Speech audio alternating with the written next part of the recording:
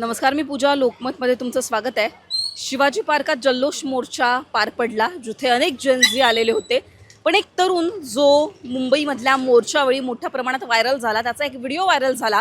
पोलिसांच्या व्हॅनमधला तो व्हिडिओ होता, जिथे पोलीस कर्मचारी या तरुणाला म्हणत होते की परत जर तू इथे दिसला तर पॉकेटमध्ये पावडर टाकेल. हा व्हिडिओ याने शूट केला होता, तो व्हायरल झाला. हा तरुण व्हायरल झाला, व्हिडिओ व्हायरल झाला, पोलिसांवर कारवाई झाली. पण नेमकं त्या दिवशी काय घडलं होतं हे सगळं जाणून घेऊयात. तुझं नाव काय, तू कुठला आहेस, त्या दिवशी नेमकं काय घडलं होतं? माझं नाव हर्षवर्धन कदम आहे. मी उल्हासनगरमध्ये राहतो. त्या दिवशी मी प्रोटेस्टसाठी माझा फर्स्ट डेज होता प्रोटेस्टमध्ये. प्रोटेस्टमध्ये मी गेलो अँड रॅली जॉईन केली होती. कारण आम्हाला आहे ना ॲक्च्युली एक डिफरंट रॅली जात होती शिवाजी पार्कमध्ये. कारण आम्हाला जाऊन नाही देत होते पोलिसवाले. तर मी रॅली थ्रू गेलो होतो शिवाजी पार्कमध्ये. पण रॅलीमध्ये काय झालं, तेव्हा पण पोलिसांनी तिथे टाईट नाकाबंदी केली होती की तुम्हाला आज जाऊन नाही देणार. तर रॅलीमध्ये काय झालं की मी रेकॉर्ड करत होता. रेकॉर्ड करताना काय पोलीसवाले कॅप्चर झाले होते. मग ते बोलतात की रेकॉर्ड वगैरे नको करू, पण आफ्टरऑल ते माझे राईट्स आहेत. तर मग मी तर रेकॉर्ड करणारच होतो. मग मी सेकंड टाईम पण जेव्हा मी त्यांचा ताब्यात आलो, कारण त्यांनी मला बघितलं की मी परत रेकॉर्ड करतो आहे आणि ते माझ्या जस्ट समोर होते.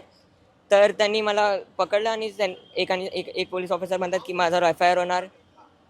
एकाने माझा फोन खेचायचा ट्राय केला आणि एक बोलतात की तुझा ह्याचा फोन जप्त करा.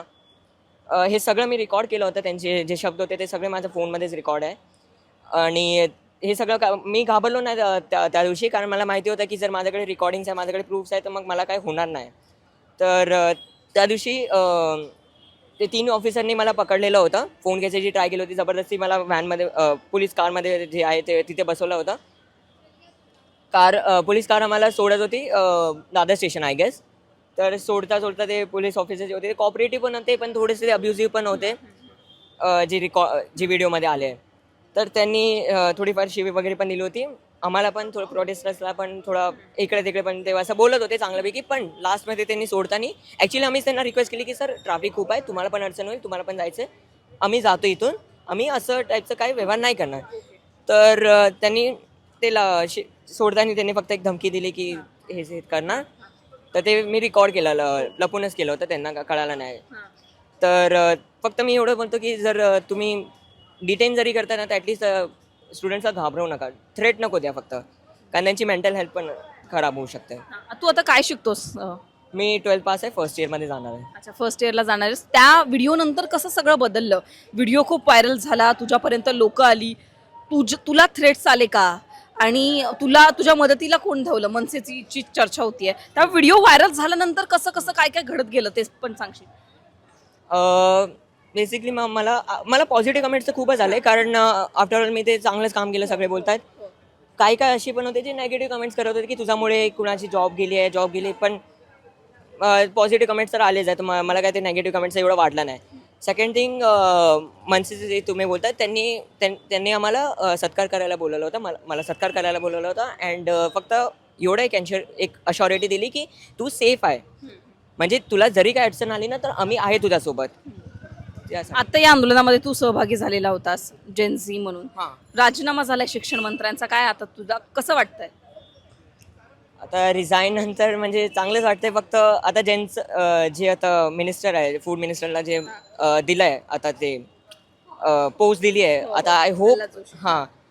आय होप ते नीट काम करेल आणि काय हे सगळ्याची परत हे नाही, म्हणजे नौबत रिपीट नाही होणार फक्त.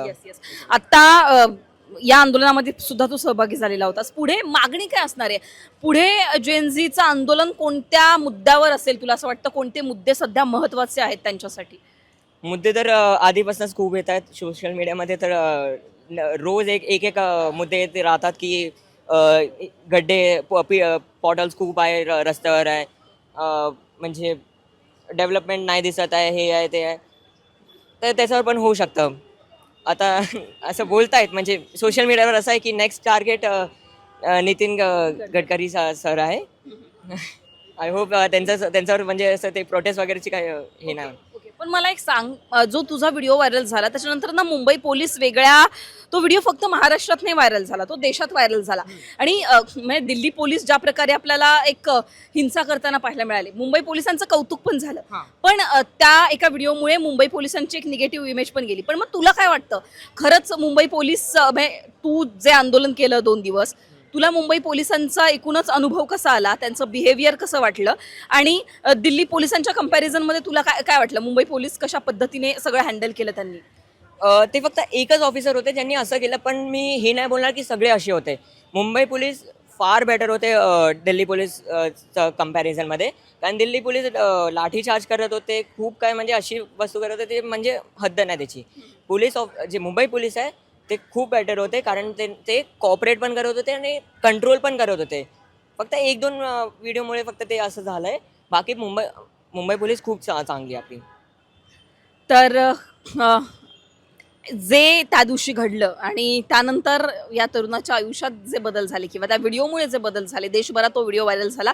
ठाकरेंच्या आजच्या आंदोलनामध्ये सुद्धा तरुण सहभागी होता. या सगळ्या त्याच्या भावना ज्या होत्या त्या त्याने मांडल्या. कॅमेरा पर्सन आदित्य कासारेसह पूजा सोनावणे, लोकमत.